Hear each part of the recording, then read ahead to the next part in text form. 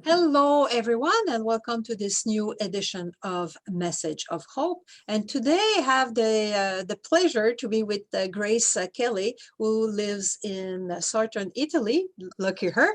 And she's also a well, I cannot speak English anymore, coach. And and we connected through YouTube of all places because I've seen a few videos and interviews that she did herself on YouTube, and they were very informational and lots of information in them. And I could see that her energy, a good energy about her. So welcome, Grace. Thank you, Martine. Lovely to be here. Yeah, it's not easy to say transformational coach. I struggle with that too. But you know, coach is good. I just came out for 4 days of training with Michael Neal. So it seems like I spoke English for the last 4 days. I don't know today. Anyway, another story. So welcome, Grace. And I will ask you the same question that I ask everybody. Is all having this understanding? How does that help you navigate stress or anxiety or other painful events that can show up in your life? Well, it's very fresh for me now, Martine, because I'm certainly seeing how the understanding is really supporting me through this grief. I lost my partner very suddenly in December 2020 after he took a sudden heart attack. And I really couldn't have predicted that I would be able to even be taking interviews or seeing clients or showing up like this, you know, three months later. And I put that down to just that understanding of where my experience is really coming from. I describe it as going through grief without fear. You know, I think the fear is an extra layer of suffering that people don't realize is optional. You know, and I've really the understanding has really helped me to allow my feelings of grief and sadness, anger, confusion to flow, rather than to come with this second layer of suffering called fear. And so I've noticed that it just flows more gently, it just flows more easily. And what I keep coming back to, Martine, is, you know, what's really helped me is I seem to have been able to get a bit of distance from the noise in my head. It doesn't look like a good idea to me anymore to get into bed with it. And trust me, it can be loud. You know, there are thoughts of regret. There are, you know, like when it's almost like when a marriage ends, you know, and there are thoughts of shoulda, woulda, coulda. What did I not do? What should I, you know, there are so many reasons for me. It's so loud at times. And yet I notice that just knowing that that's not helpful to keep engaging has been enough to move my attention away from that noise, to get a little bit of distance from that level of scary thinking. And that alone allows me a more graceful, perhaps a more gentle experience of grief. It's not to say that those feelings of sadness or regret aren't there. It's just that I can see now why many people end up being trapped in the experience of loss and sadness and grief for years and years and years, innocently, when we don't know this. we're at the mercy of a mind that is really pretty harsh and really wants to blame and really wants to go over the details again and again and again, as if we can change the loss of our loved one by getting more and more into what happened. And so I feel very blessed, Martine, that in even just knowing when my thinking is dropping really low, and even just knowing when that's happening, I get a level of freedom with this sudden tragic loss.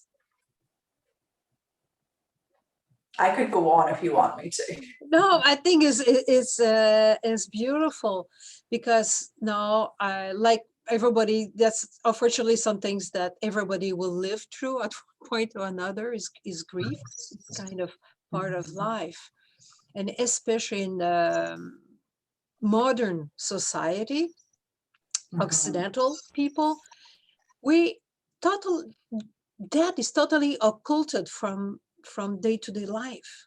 Like before, no, there was the wake at the house, and the last few funerals that I went, well, the body was not even there.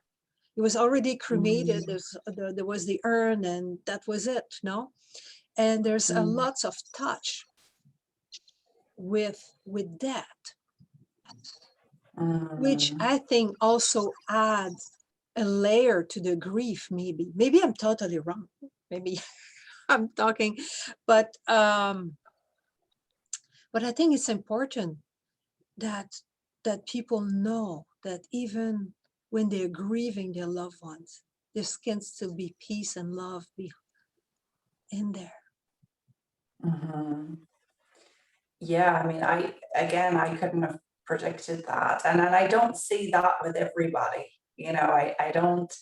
I heard a story about a woman who 20 years on, after losing her fiance tragically as well, the night before their wedding or something like that, and 20 years on, she was still locked into the experience of grief. And there's also there is this, from what I understand, this saying that, well, you know, it just goes to show how much you love the person. Well, I don't know. I mean, us continuing to suffer for 20 years, I don't know that that's a badge of love. You know, I think that with this understanding, we start to see that suffering is optional. And in fact, I personally, Martine, have felt a very deep feeling of love and fallen into very strong connection with Francesco, my partner, as a result of understanding this and not being trapped in the suffering of it. So there is something to be said about the fact that we can grieve and be in an experience of loss, but that at the same time we can also be in a feeling of deep, deep love. I remember when I discovered Francesco had died, and I mean, he was right in front of my eyes. So, you know, there was no turning away from that. And the feeling that I was overcome with from then until well into weeks afterwards was a feeling of love. And that love guided me on what to do. It guided me on each step. It fueled me. That love, that feeling of love fueled me to get through those particular days and weeks. And it's still fueling me now. And I've come to see that you know, that actually that it's not just a saying, only love is real. It's a truth. And it's available for us. This is the beauty of understanding, you know, of knowing what we know. You know, that love is available for us even through our most trying times. Beautifully said. I love your blog post about your experience there. Now, very well thought of, very elegantly written too. And I love the way you write about your experience. Thank you. Thank you. I feel like he's writing with me. And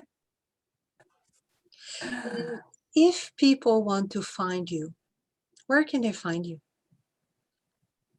Well, I have a website where I now host the blog you're talking about, Martine. So you can find me on gracefulcoaching.net. And I have a very active Facebook group where I share a lot of my private writings and sharings just going through this experience. And that's on facebook.com/groups/Grace's group. So either of those places, you'll be invited into my energy. Which is very good. Well, thank you, Grace, for sharing your wisdom with us today. Thank you so much, Martine. My pleasure. Thank you.